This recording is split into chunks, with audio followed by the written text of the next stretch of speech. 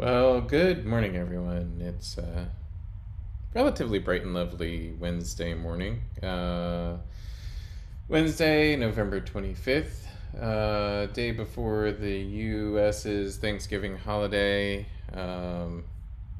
We don't live in a vacuum. So, yeah, there is a Thanksgiving holiday in a bunch of different locations, a bunch of different countries. Ours happens to be uh, tomorrow. You know, we're doing socially distanced Thanksgiving here in the U.S. Because we could not figure out COVID and how to minimize the impacts of COVID, and how to avoid having it be the center of our universe for the next at least 6 months while these vaccines get out in the wild, and get mass produced and get finally tested to make sure that they're efficacious and that they don't injure people at the same time as helping them. And unfortunately, due to the rushed nature of the COVID-19 pandemic and treating the COVID-19 pandemic, we're not going to know whether those things are all true until years from now, probably. That's not to be anti-vax or to say that vaccines are a bad idea. It's just to say the reality of the situation is that, you know, we can't, science doesn't know everything right off the bat. Science is great because it's a method of testing out a theory. And as you gather more and more information, you either prove or disprove your theory, and then you make a new theory based on what you found out, and then you continue from there. So what science has proven thus far is that we have about 3 or 4 very efficacious vaccines that are between 60 and 90% effective at creating an immunity in people from the most common strains of the COVID-19 virus. All of that information can change. And what we haven't been able to do through science because of a lack of time is prove that those vaccines can't hurt people. They've been tested on quite a number of people in the process of proving their efficacy, but they haven't been able to be as fully tested as, say the polio vaccine, which has been given to billions of people. So it is what it is. Right now, the situation in the U.S. is pretty dire. We don't have a lot of people back to work, and we don't have people willing to respect wearing masks. We have an increasing number of infection transmissions, an increasing number of deaths, and even though we're calling this the second wave in media, it's really like the third or fourth wave, or if you want to be really accurate, the first wave never died off. Just if you look at the US as a whole, it's just really never gone down. We're at increased transmission rates from even the first days of the problem. So those are all things that we're considering and recognizing. The theme of today's coffee break chat is recognizing. And so we want to recognize that, that science is what it is. It's our best efforts, our best known means to now to discover the true nature of the world around us. And so, we need to respect the science and respect the time that's needed to make these things work. I also wanted to, you know, talk a little bit about what's going on with that science. It's interesting. We're in this place. In case you don't watch the news and you do watch this broadcast, I don't know why you would do that. This broadcast is very heavily centered on news from the perspective of a person of color, me, and our other guests. Our other regular guests are usually people of color. I just want to get out there what it is that the community is thinking and seeing, specifically the community of Philadelphia that I live in. What we're seeing right now is, dire threats to our ability to house, feed, clothe, and, take care of ourselves. It's very frustrating. Recently on Twitter, there was an announcement that, let me see who it is, Allegheny County, which is here in PA. It's not very far away. Allegheny County voted to extend the eviction moratorium in their county until October of 2021. So nearly a full year extension. 11-month extension, 11 and a half month extension on their eviction moratorium, which, the Allegheny County is no different than Philadelphia County in facing a drastic loss of income, having no federal dollars to back any of their moves. The only difference is the racial makeup of the cities in Allegheny County versus the racial makeup of people here in Philadelphia, and who owns the buildings and land and rights to determine, be determinate on things like that. So here in Philadelphia, there are a lot of landlords, there are a lot of homeowners, that kind of thing. But there are a lot of landlords and renters. And for whatever reason, the city of Philadelphia is also predominantly people of color. It's over 60% people of color. Only 40-ish% people who would identify as white, or for whatever that's worth.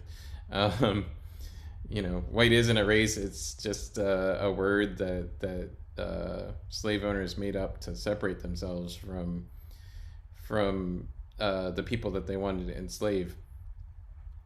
But a 40% group of the city, a less than majority is white here. In Allegheny County, the numbers are way different. The majority of people in Allegheny County are considered white. And they easily just voted to extend the eviction moratorium. What's the upshot there? What's the difference? What can make it so easy in Allegheny County to go ahead and ask for the landlords to just forgive the indebtedness of their renters, and BLM Philadelphia, the BLM account, surmises that that's just because it's visibility. people who are closer to you in ethnicity and closer to you in community tend to react differently to you than people who are further away from you in community and ethnicity. So that's I mean, that's a good surmise. I don't have anything to argue it, and so I have to agree that that's probably the source of it. When you have landlords from outside your community, from outside your area, it's tougher for them to empathize with their tenants. Of course, even sometimes within the same community, it's tough for landlords to empathize with tenants. But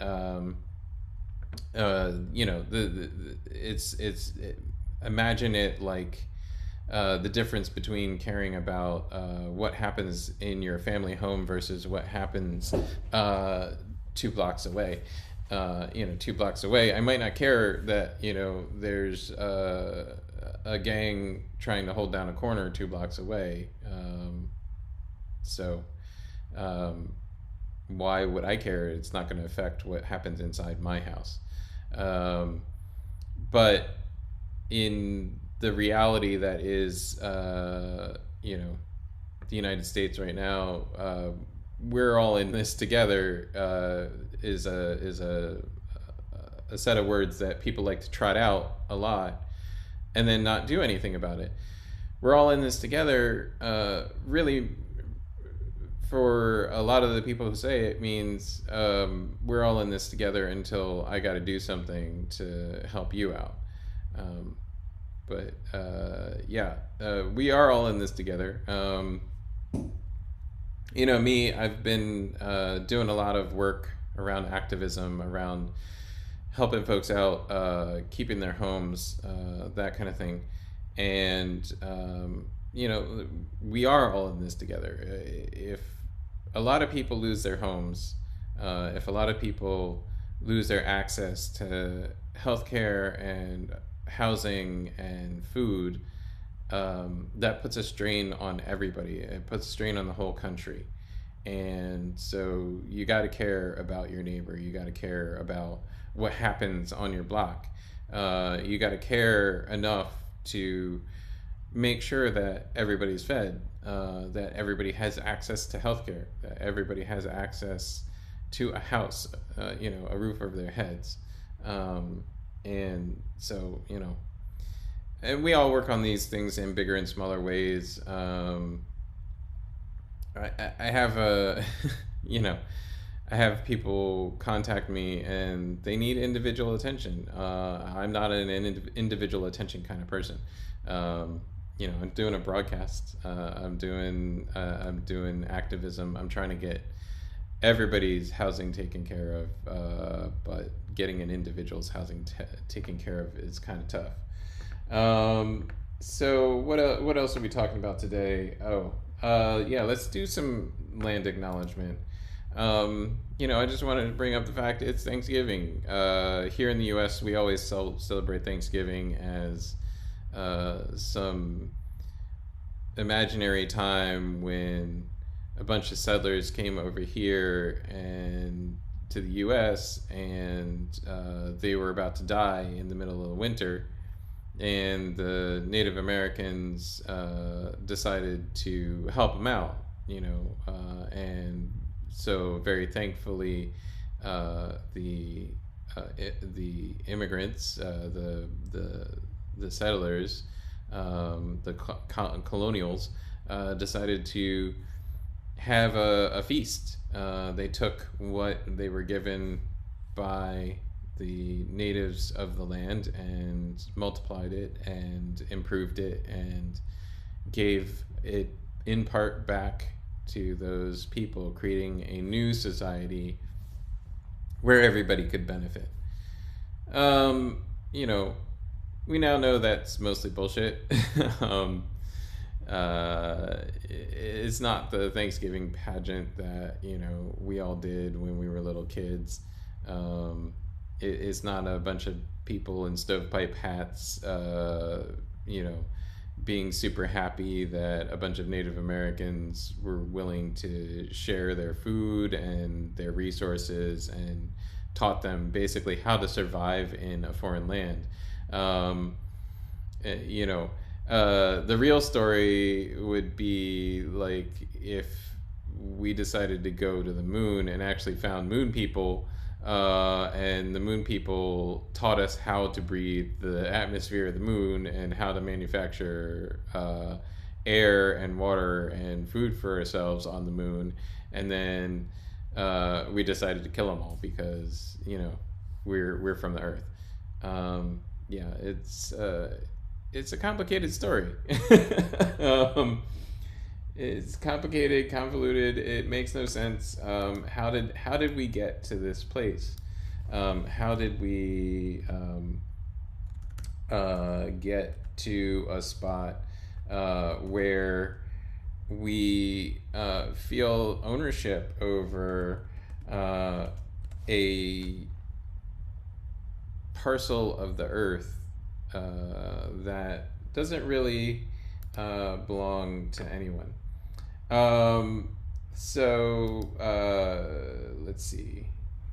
I wanted to let everybody know about, and if you haven't heard about this, I'd be surprised, but there's a site called Whose Land, and you can literally find out in North America and much of Central and a little bit of South America whose land by original territory you are sitting on.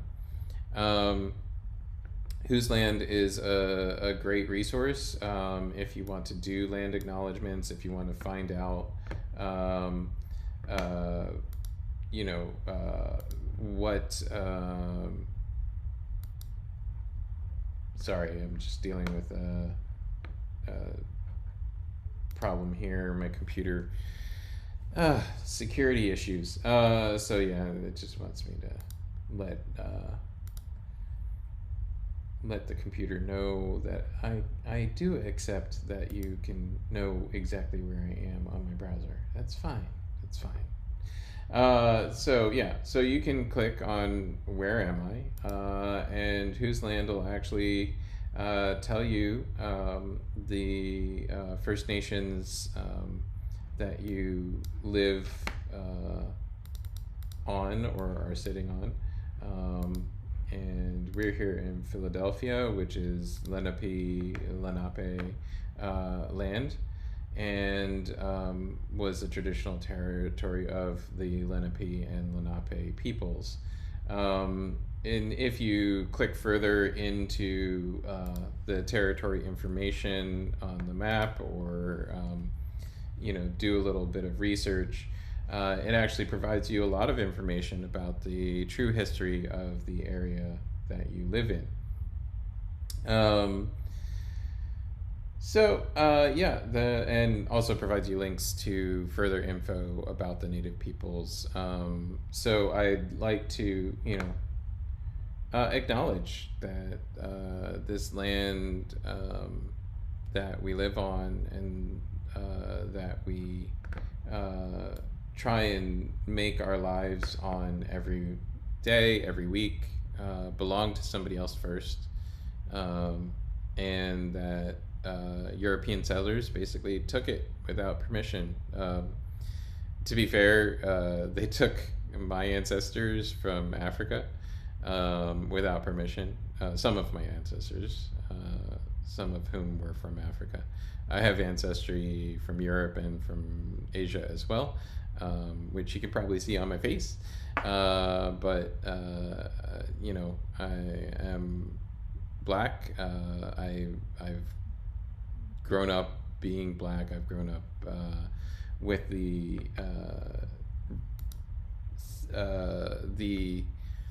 effects of being a brown person here in the U.S. My entire life. I don't know what else to do other than to acknowledge that history, and acknowledge that that we've all been subject to things like that. Let's acknowledge, our history. Let's acknowledge the native peoples whose land we sit on, and let's be thankful, that in a world that is perhaps not as plentiful as it needs to be to support all of us, we live in a place that can support all of us when we get organized, and we organize around the ideas of taking care of community, taking care of each other, and providing for one another. It's not so hard. It's not so hard to understand that your neighbor is in need, or that you need to help your friends, and your friends who may not be even very well known to you. Along with that sense of community, I wanted to highlight for everyone the I Buy Black website. I Buy Black is a website that has a lot of black companies participating in being listed together, and listing their goods and services, both business to business and from business to consumer. ibuyblack.org, and you can find a lot of resources on there. If you're looking for literally anything, that's a good place to shop first. Jeff Bezos doesn't need any more money, even though even I end up giving him more money every month or so. Try finding what it is you need to shop for from a black-owned organization. So you go to ibuyblack.org, you look up a company that sells what it is you're looking for, and you see if you can get it from them. Doesn't take but an extra minute or two, and so take a risk, take a chance, support your community, support the black community, and support these black entrepreneurs. They need the support, because in this time of economic downturn, ain't nobody helping us. We help us. So let's help each other, buy from each other, increase and continue to support black-led and black-owned organizations. I participate in the world as a black-led entrepreneur, black-led company. This company, Late Thief Productions, is led by me. I try to, within the bounds of propriety, prefer black women, minorities of every description, and lean towards those people for both support and employment, and trying to provide that connection within the community. That's what any entrepreneur really does, is connects two groups of people. So in doing that, one of the things I do is interact with the Philadelphia government a lot, and interacting with the Philadelphia government, you find a lot of interesting little pieces of information that you might not find otherwise. I've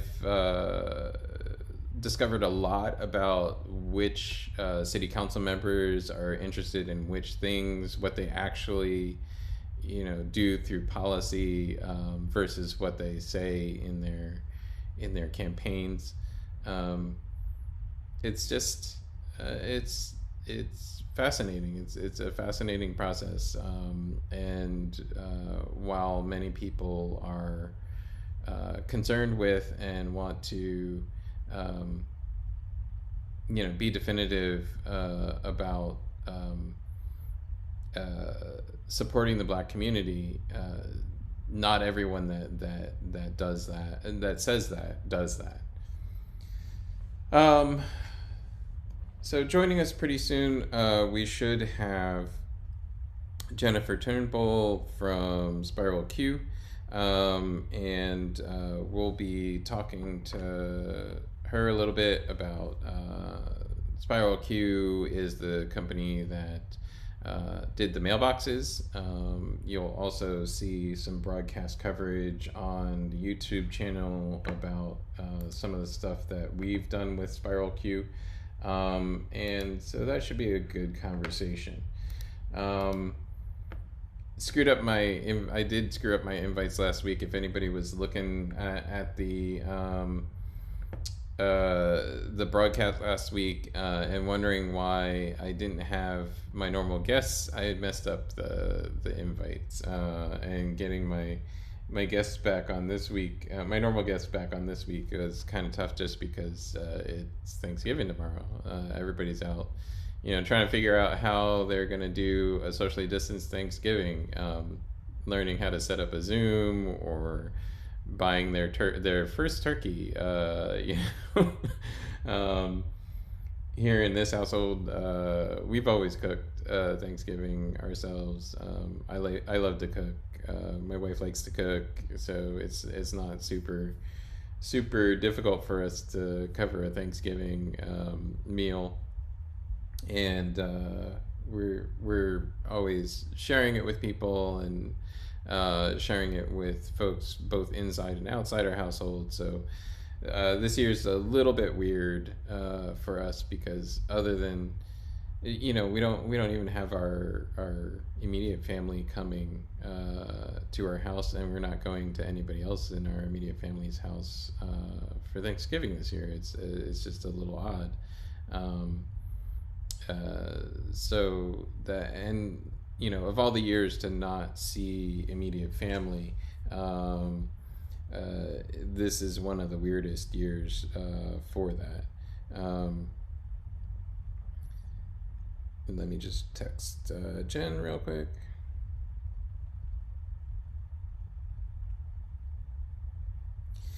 So this is one of the weirdest years for that, and I'm sure we could all use a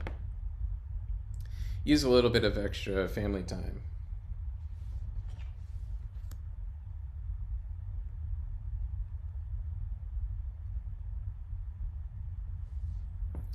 So hang on a second. Let me send Jen an invite real quick.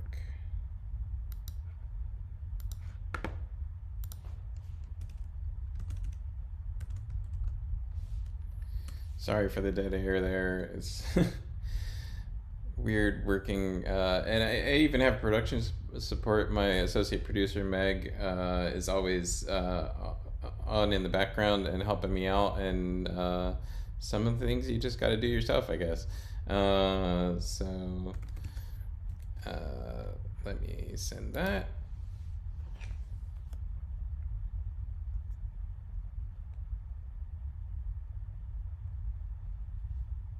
And so Jen should be on a moment. So you don't have to just listen to me blather on for an entire hour. I've done it before. I'm sure people have enjoyed it from time to time. So we can do it. I just don't want you to be bored. So aside from that, in case anybody watching the broadcast doesn't know, I work with the Philadelphia Unemployment Project on a temporary gig through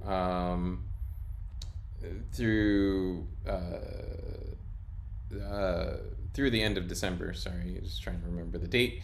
That temporary gig is in support of the Pandemic Mortgage Assistance Program, getting people onto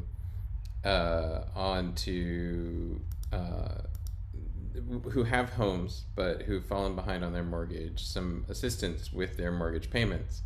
The Pandemic Mortgage Assistance Program application deadlines have passed. They were the last applications had to be in by November 5th. And you might be wondering, well, what the heck are we doing talking about it on November the 25th? Why are we talking about PMAP now? Who cares? What's going on? Several lenders have been taking their sweet time responding to these PMAP applications. So it's a little bit of a weird process. There's a part of the government called the PHFA, the Pennsylvania Housing and Finance Agency. PHFA had to approve the applications, and once they approved the applications, they sent a letter to the homeowner's mortgage company. And once they sent the letter to the homeowner's mortgage company, they have to get a response from that mortgage company that says, "Hey, yeah, we're gonna accept this money. This is great." And then the mortgage company has to send them that letter and acknowledgement of the money that they need, and the fact that they're willing to take the money, etc., etc. And then once they have that, they send the homeowner a letter, and the homeowner has to sign yet another letter saying, yes, I actually want this money.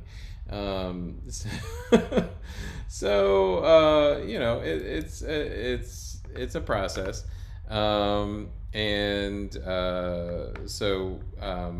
Once you get to the point where you have all of that taken care of, then you have to get all of that back into PHFA, and PHFA has to send you the money. Well, several mortgage companies have not yet sent their acknowledgement side of it. And PHFA sent an email out to all of these applicants, thousands of people in Pennsylvania who need help with their mortgage. Make no mistake, they actually need this help. And sent them these emails yesterday. Hey, if you don't respond by end of day tomorrow, we can't give you your money. Now, this is $6,000 towards your mortgage that you're not going to get because your bank hasn't answered an email from us in 3 or 4 weeks. And this morning, over the course of last night and this morning, Philadelphia Unemployment Project, as well as other housing counseling agencies around the state, really since last Thursday, have been dealing with this. And we're getting an influx of calls this morning as well. So that's why you had a long music intro to this broadcast. I couldn't get everything organized in time. And then also Wells Fargo, our friend Wells Fargo was talking about not accepting money from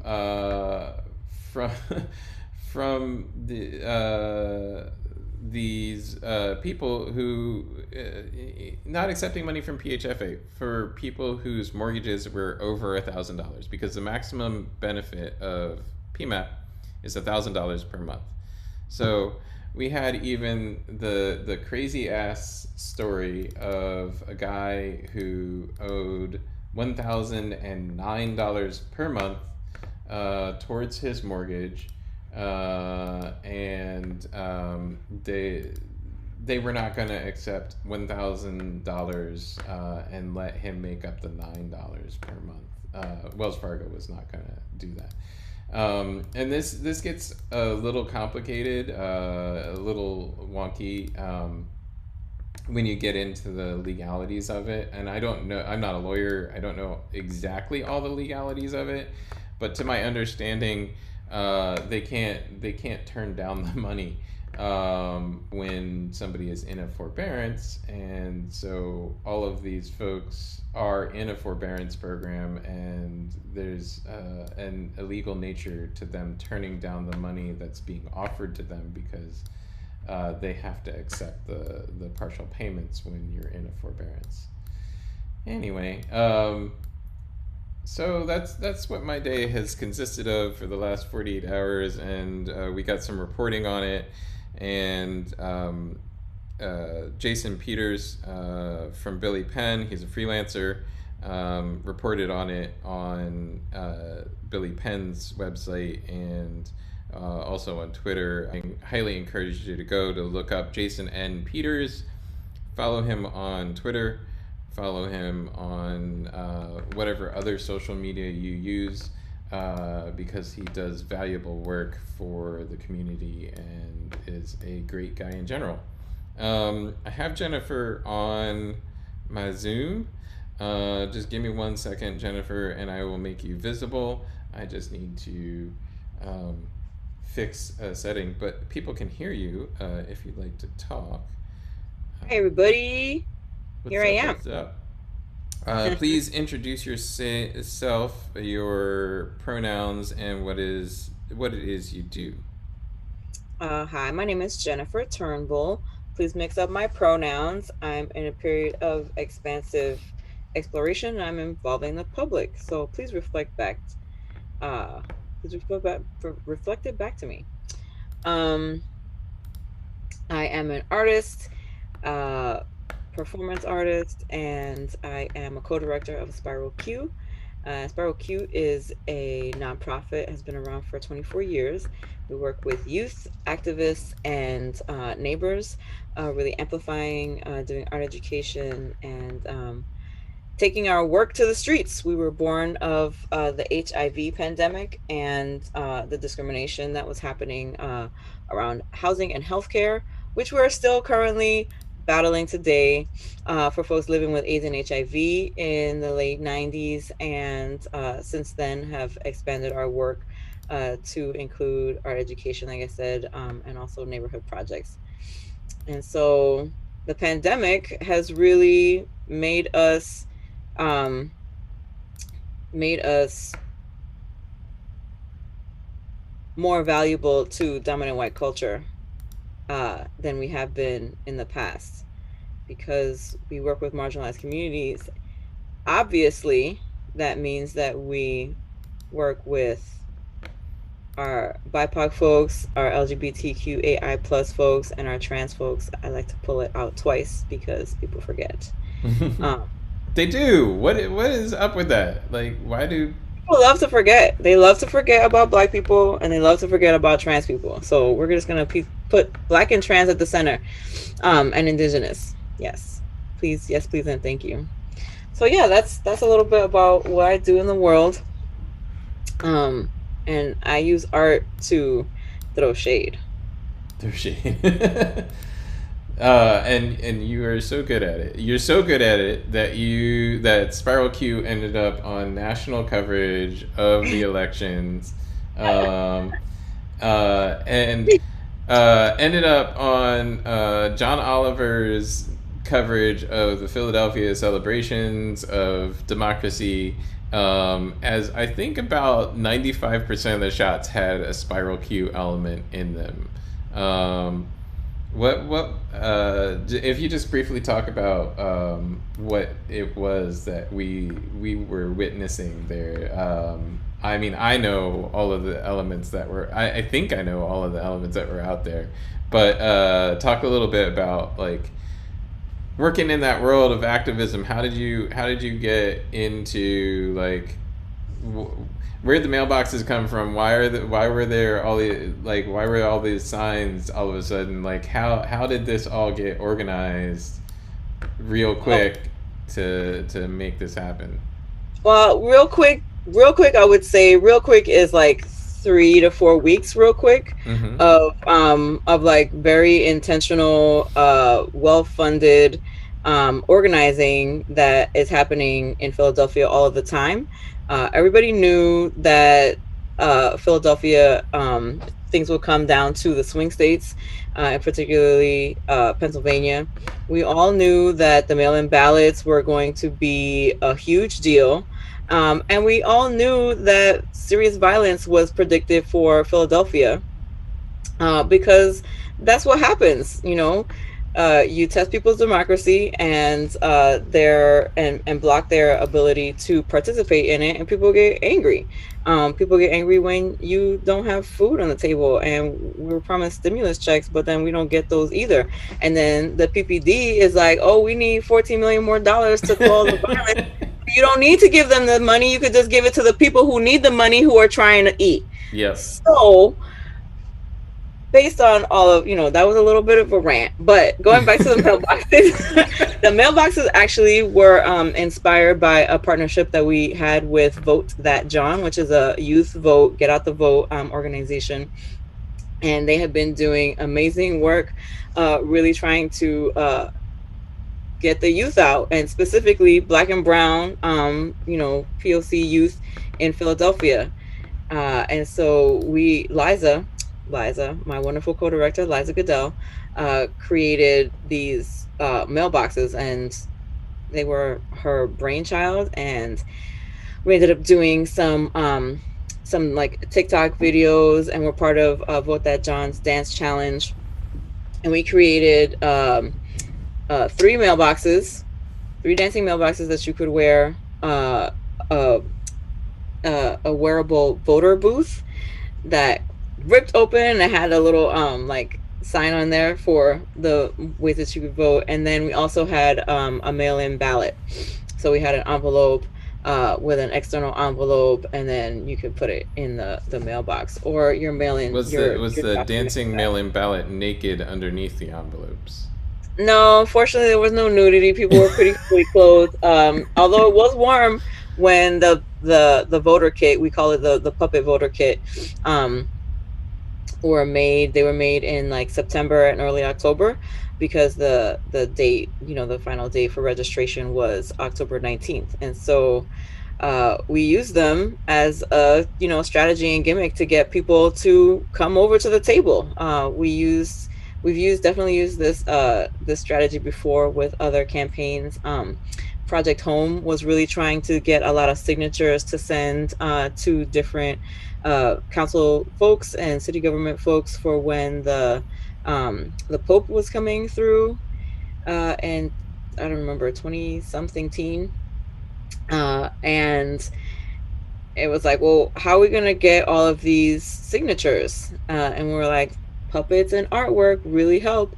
So people were hamming it up in their houses, because again, Project Home is around bringing visibility to houselessness in Philadelphia. So that was great. And we saw they had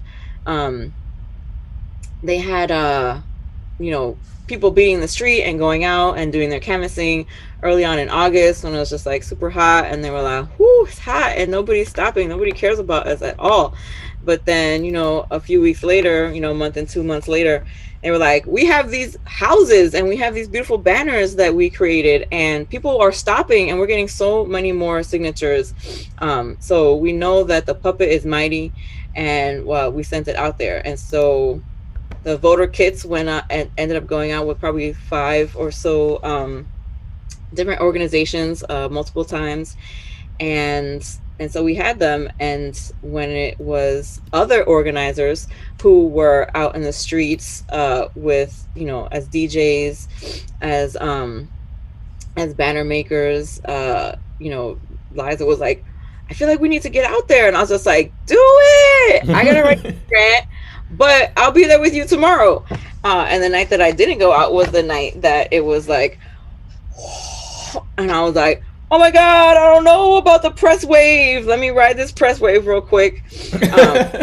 So that was really exciting, and a little overwhelming. But I'm glad I hope your press wave doesn't stop with me. Like, we need more press. We need more press around arts orgs here in Philly. Like, and yes, especially BIPOC led arts orgs. It's important. Like,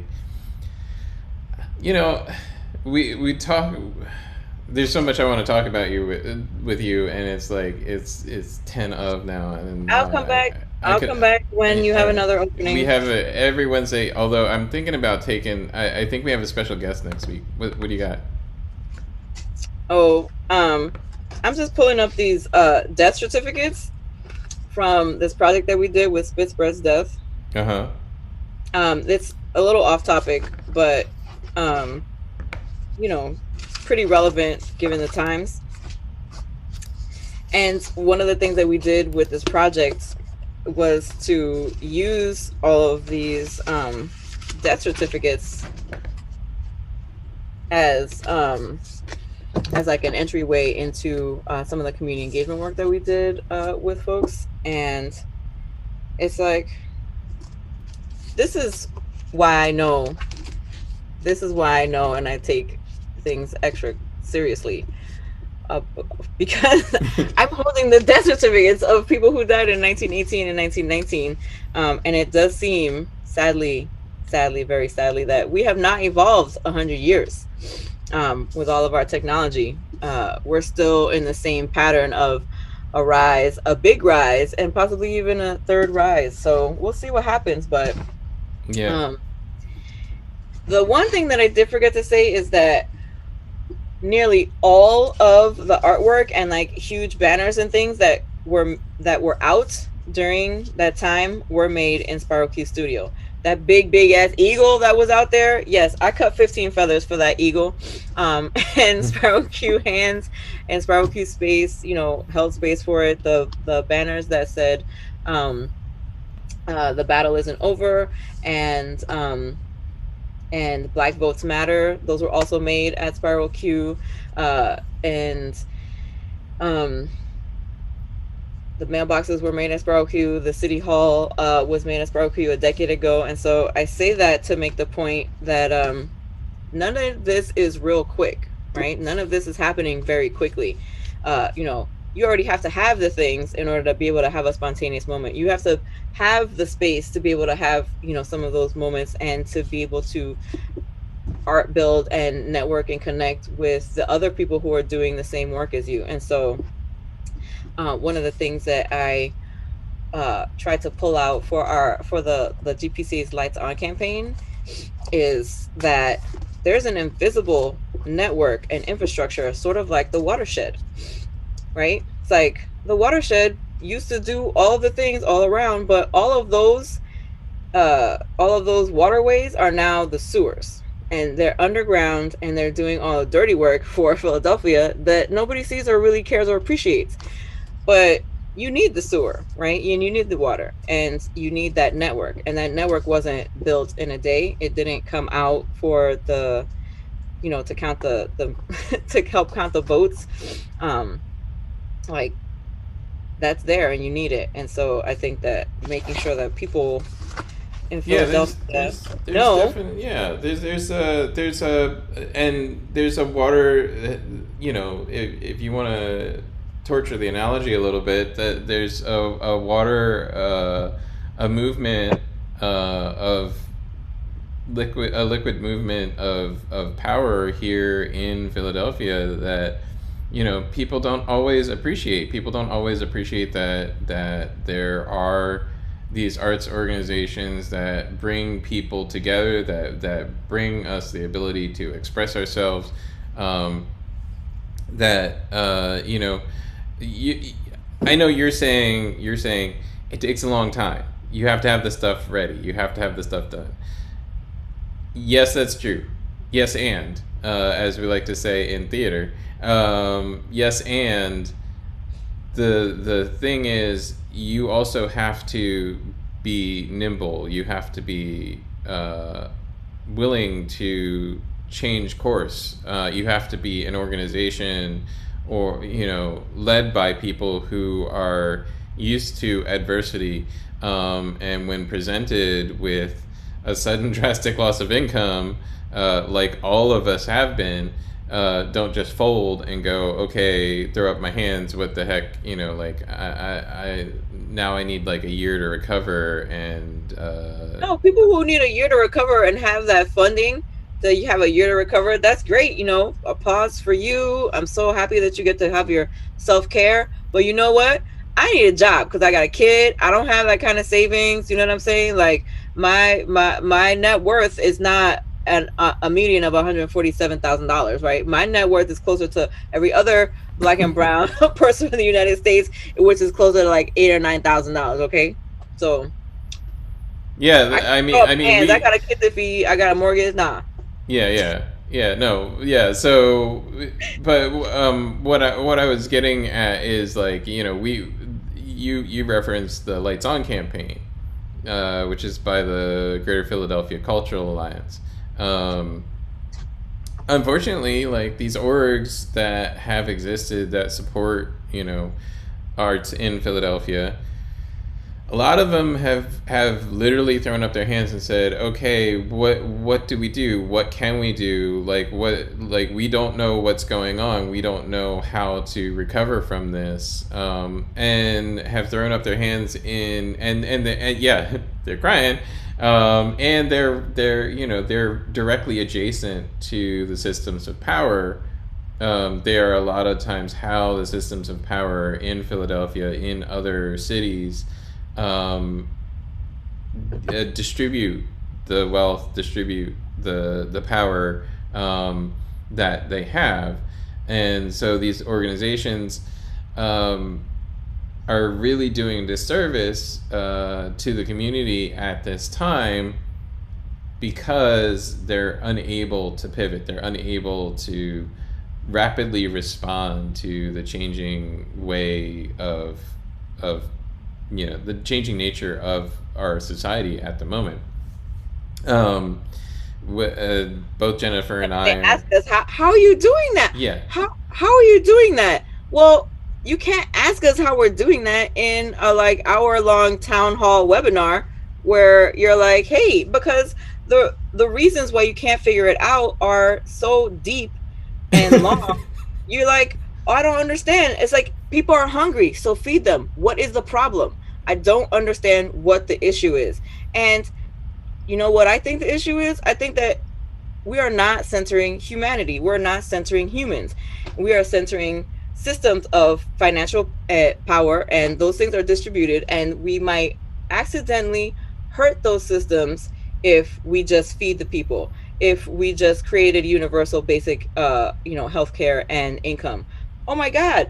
And I just went to the library. I went right before it closed down. I was like, I'm not reading these books anymore. I'm not reading them any new books. I'm going to make it before this shutdown.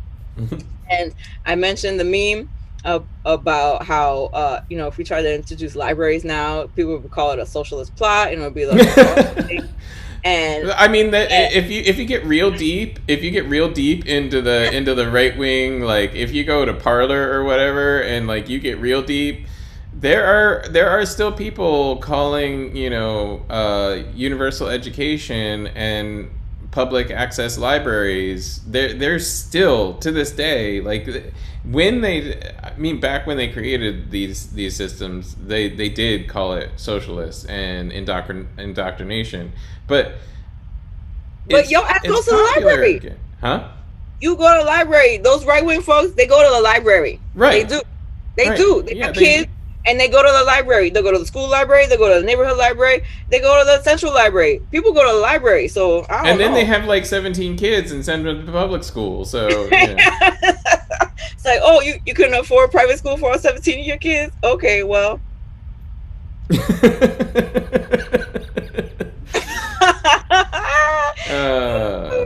I mean, a lot of them do homeschooling too, I mean, everything is great and fine, but I don't understand why public education is hurting you and your decision, your choice that you can make to homeschool, right? Yeah. Like, you don't have to go to 3 jobs to make just so much, like to make these little pennies so that you can feed your kids. It's like, no, that's called wage theft. Right. That's called not profit sharing with your people, okay? Your responsibility is much, much, much wider than your shareholders. I'm sorry. I don't care about that economist who changed the rules and had an idea back in the like 50s and 60s. I don't agree with you. I'm sorry. Well, it's almost 11 o'clock, so we're gonna wrap up. I want to wrap up on being thankful for um, the fact that like Jennifer and other people are out here and do recognize that we need to act as a community. We need exactly that, exactly what you said. Your responsibility to everyone is greater than you even realize, and you know any little bit that you can do to help everyone is important because it helps yourself. um, you're never just helping everyone else. You're always helping yourself a little bit. um, so I want to Pure be, altruism is a myth. yeah, yeah, I want to be thankful for everybody who does help themselves by helping other people. And Jen's a good one. We work with a lot of people who are good ones. Who are folks that help through altruism, and yeah, altruism, and by helping through altruism, we're helping ourselves. We're helping ourselves propagate, continue these traditions, the tradition of art, which is humanity, and continue to get information out there, get people connected, get stories out there, and Jennifer, I want to thank you for being on this week. I'm sorry it's such a shortened, abbreviated time that you had, but feel free come back any week. Next week we have special guest Gabriela Sanchez, Yeah. so come back next week. Join us for the chat. You just be a regular panelist. You can talk about whatever. Like I said, Jen called me earlier today, and she's like, "What do I do? What do I do? What do you need me to do?" And I'm like, "No, nothing. Just hop on and chat." This is Well, low I love stress. that. I love a rant too, Yeah, yeah. You got to rant sometimes. All right. So again, thank you everyone. Thank you Jennifer. Thank you to my patrons on Patreon. I really appreciate everybody supporting independent media. And if you like what you see, if you like independent media, keep us free, keep us honest, because if we don't have to, if we only owe you as a patron money, then we don't owe advertisers, we don't owe politicians, we owe you the truth, and we owe you the output. So please support us on Patreon, Light Thief Productions on Patreon, and tune in next week, 10 a.m. Next Wednesday, we'll have Gabriela Sanchez. Tune in every week, and we're probably going to take a couple of weeks off in December. I apologize. I need the mental break. But tune in, support. Go look at Jason M. Peters. Like I said, look at those links that I sent out on all the chats, and I will see you all next week on the next coffee break chat. Thanks so much, everybody. know.